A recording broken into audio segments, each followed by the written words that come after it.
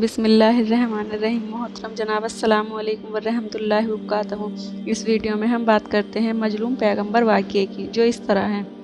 حضور صلی اللہ علیہ وسلم پر اور آپ کے ساتھیوں پر مکے میں جو ظلم ہو رہے تھے وہ لکھا جا چکا تھا۔ آپ کفار مکہ سے تنگ آ کر طائف تشریف لے گئے۔ آپ کا خیال تھا کہ شاید وہاں لوگ اسلام قبول کر لیں گے، لیکن طائف کے لوگ مکہ والوں سے بھی زیادہ سنگ دل ثابت ہوئے۔ جس باغ میں حضور صلی اللہ علیہ وسلم اور حضرت زید نے پناہ لی تھی وہ عتبہ بن ربیعہ کا تھا۔ وہی عتبہ جو مکے کا رہنے والا اور اسلام اور مسلمانوں کا زبردست دشمن تھا۔ اتفاق سے وہ اس وقت باغ میں موجود تھا اور اس کے ساتھ اس کا غلام عداس بھی تھا۔ عداس عیسائی تھا۔ عتبہ نے حضور صلی اللہ علیہ وسلم کو باغ میں لیٹے دیکھا تو اس نے رحم کھا کر اپنے غلام عداس کے ہاتھ ایک رکابی میں انگور کے گچھے رس رکھ کر آپ کے پاس بھجوا دیے۔ جب عداس آپ کے سامنے آیا تو آپ نے پوچھا، یہ انگور کس نے بھیجے ہیں؟ میرے آقا عتبہ نے، عداس نے جواب دیا۔ کیا عتبہ باغ میں موجود ہے؟ جی ہاں موجود ہے، عداس نے جواب دیا۔ انہوں نے طائف کے بدماشوں کو آپ کے پیچھے آتے دیکھا تھا۔ تمہارا کیا نام ہے؟ آپ نے پوچھا۔ میرا نام عداس ہے۔ کیا تم عیسائی ہو؟ ہاں میں عیسائی ہوں۔ کہاں کے رہنے والے ہو؟ نینوا کا رہنے والا ہوں۔ کیا اس نینوا کا جہاں حضرت یونس رسول بنا کر بھیجے گئے تھے؟ عداس نے حیرت سے حضور صلی اللہ علیہ وسلم کو دیکھا۔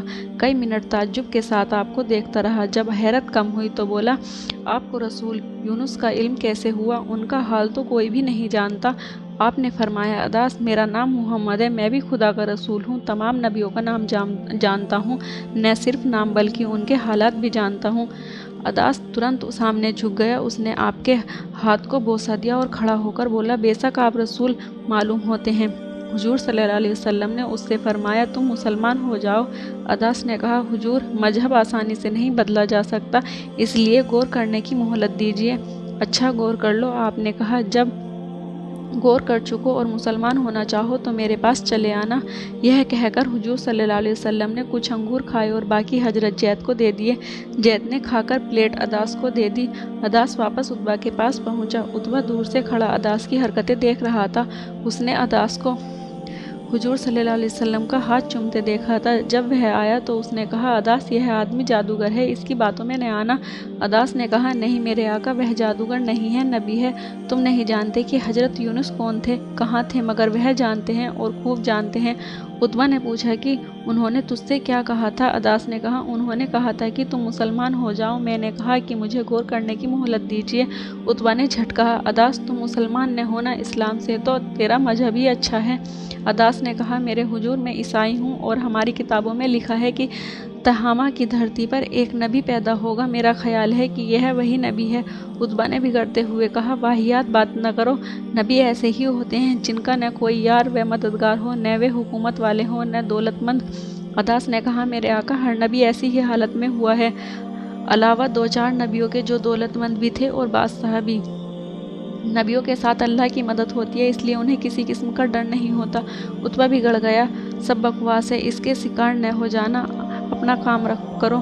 دیکھو میرے گھوڑے پر دھوپ آ رہی ہے، اسے سائے میں باندھ دو۔ عداس چلا گیا۔ عتبہ اپنے باغ میں بنے مکان میں چلا گیا۔ تھوڑی دیر آرام کرنے کے بعد حضور صلی اللہ علیہ وسلم بھی اٹھے اور کسی طرح زخموں کی تکلیف کے باوجود مکہ کی طرف چل دیے۔ راستے میں نخلا پڑا۔ نخلا ایک چھوٹا سا گاؤں تھا، اس کے چاروں اور کچھ کھجور کے باغ تھے۔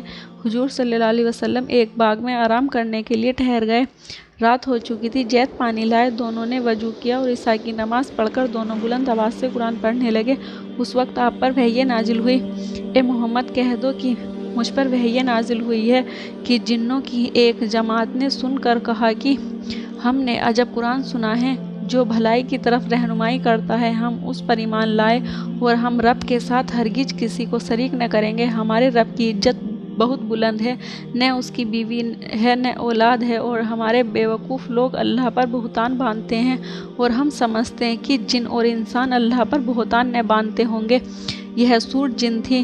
ابھی حضور صلی اللہ علیہ وسلم نے اتنی تلاوت کی تھی کہ زید تعجب میں پڑ کر حضور صلی اللہ علیہ وسلم کی طرف دیکھنے لگے۔ اس سور میں جنوں کا ذکر تھا۔ زید حیران تھے کہ جنوں نے کب کلام الہی سنا۔ اسی بیچ 7 آدمی سامنے سے اس طرح گزرے جیسے کھجور کے پیڑ سے نکلے ہوں۔ زید انہیں دیکھ کر حیران ہوئے۔ وہ کچھ ڈرے हुजूर सल्लल्लाहु अलैहि वसल्लम इन आने वालों को देखकर मुस्कुराए। आने वालों ने हुजूर सल्लल्लाहु अलैहि वसल्लम को देखकर सलाम किया। आपने उन्हें सलाम का जवाब देकर बैठने का इशारा किया। वे एक तरफ बैठ गए। आपने फरमाया, मरहबा ए जिन्नो। उनमें से एक आदमी बोला, ए खुदा के रसूल सल्लल्लाहु अलैहि वसल्लम, आपने सच कहा, हम सातों जिन हैं, नसीबेन के रहने वाले हैं, हम आपके खुदा पर ईमान लाए हैं, आप हमको मुसलमान कर लीजिए। हुजूर सल्लल्लाहु अलैहि वसल्लम ने फरमाया, सईद, रूहें खुद ब खुद इस्लाम की ओर खिंचती हैं। तुम खुदा की वह मखलूक हो जो आग से पैदा की गई है। मिट्टी से बना हुआ इंसान तुमको उस वक्त तक नहीं देख सकता जब तक तुम उसके सामने आकर उसकी शक्ल न अपना लो। ए खुदा की अजीब मखलूक, कलीमा पढ़ो। सातों जिन्नों ने कलमा पढ़ कर इस्लाम कबूल कर लिया। फिर उन्होंने वायदा किया कि हम नसीबेन में जाकर इस्लाम की तबलीग करेंगे। हुजूर सल्लल्लाहु अलैहि वसल्लम ने उन्हें कुछ हिदायत की। थोड़ी देर के बाद वे रुखसत होकर चले गए। दूसरे दिन हुजूर सल्लल्लाहु अलैहि वसल्लम ने फिर अपना सफ़र शुरू किया, यहाँ तक कि मक्का के करीब पहुँच गए।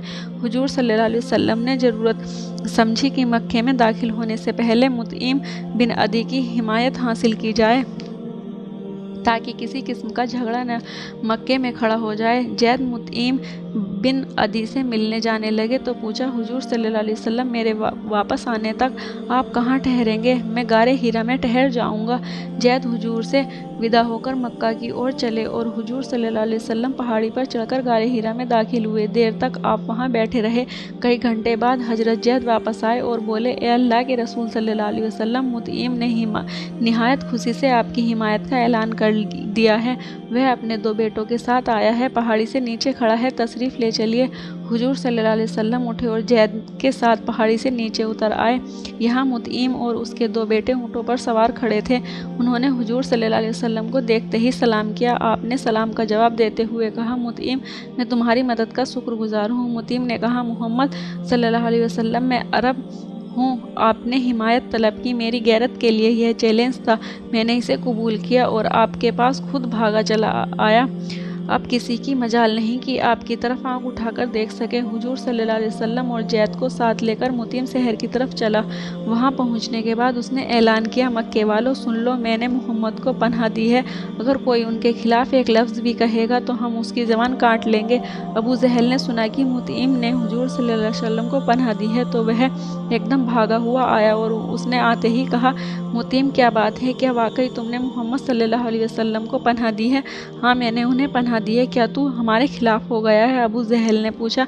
नहीं, फिर मोहम्मद की हिमायत क्यों करता है? इसलिए कि उन्होंने मुझसे हिमायत तलब की। मेरी गैरत ने यह गवारा न किया कि मैं इस मांग को ठुकराऊं। मैंने मजबूरन उसे कबूल कर लिया। अगर यह बात है तो कुछ अंदेशा नहीं, मैं तो यही समझता था कि शायद तुम भी मुसलमान हो गए हो।